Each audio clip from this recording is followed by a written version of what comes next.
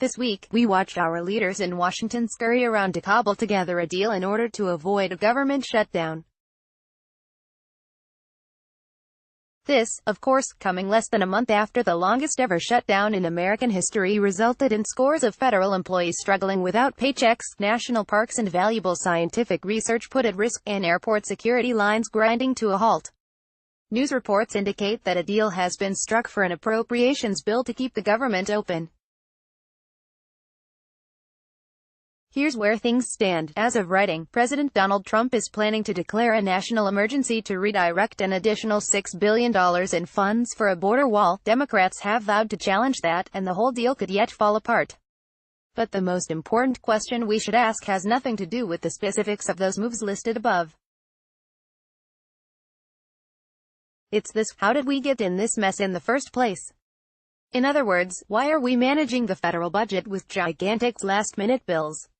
Why are we risking throwing a giant wrench in America's economic engine again? Isn't there a better way to manage the national budget? Of course there is. One better way is the system that Congress themselves established. The trouble is, they don't follow their own rules, and we are failing to hold them accountable. Here's how it's supposed to work. Under the U.S. Constitution, Congress has the power to appropriate funds, and they spend money in two categories: mandatory spending and discretionary spending.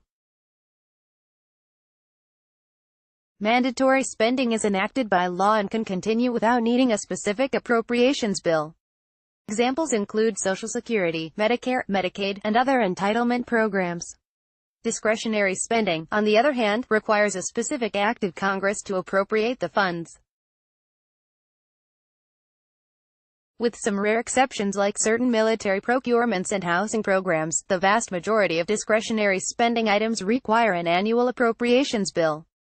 In fiscal year 2017, 63%, or about $2.6 trillion of federal spending was mandatory spending, 30% or $1.2 trillion was discretionary spending, and the remaining roughly 7% represented net interest on the federal debt.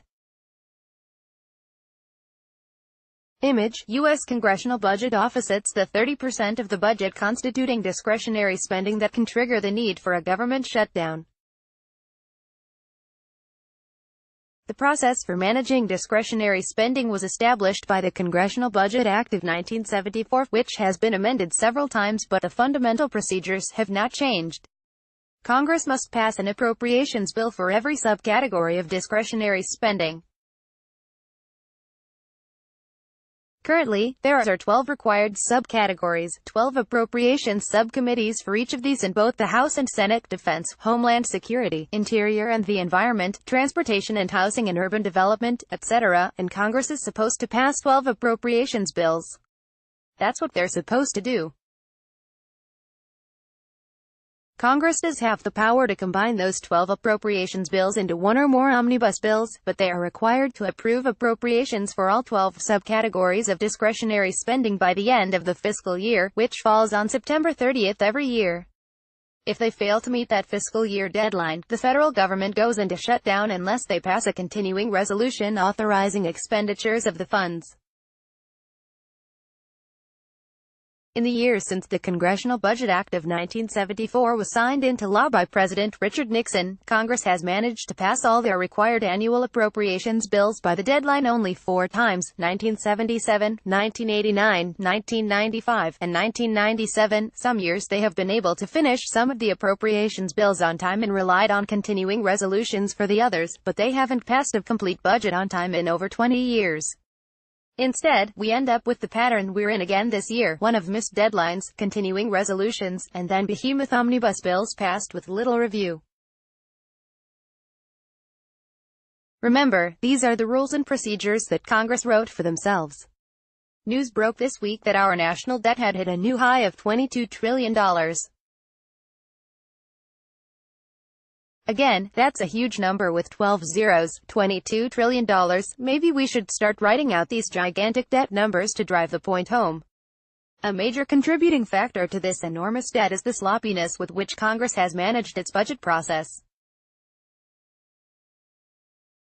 Wasteful government spending is an inherent reality of our system, but when the appropriations bills have to go through openly debated, public hearings in their committees, it gives the American people and media a better opportunity to observe the process, allows better deliberation and decision-making, and theoretically involves members of Congress who are able to develop expertise regarding the specific programs they are funding. Contrast that with the way these gargantuan omnibus spending bills have been managed. Last year, House Republican leaders dropped a 2,232-page omnibus spending bill in March, giving members less than 24 hours before they were forced to vote on it or get blamed for continuing the government shutdown. This week's Consolidated Appropriations Act Conference Report J. Res. 31 is a smaller but still far from svelte 1,169 pages, covering the remaining 7 appropriations bills Congress has failed to pass from fiscal year 2018, was released Thursday evening. Under former Speaker Paul Ryan, R. the House passed a 3-day rule that was theoretically supposed to require at least 3 days for members to be able to read and study bills before voting. In practice, leadership often dropped bills in the waning minutes before midnight, called it Day 1, and then scheduled votes in the early hours of Day 3. It was technically 3 different days, but barely more than 24 hours would have passed. When the Democrats took over the House after November's midterm elections, they expanded the 3-day rule to require it to actually mean 72 hours, but they somehow aren't following it with this bill either. Only about 12 hours will have passed when this bill comes up for a vote.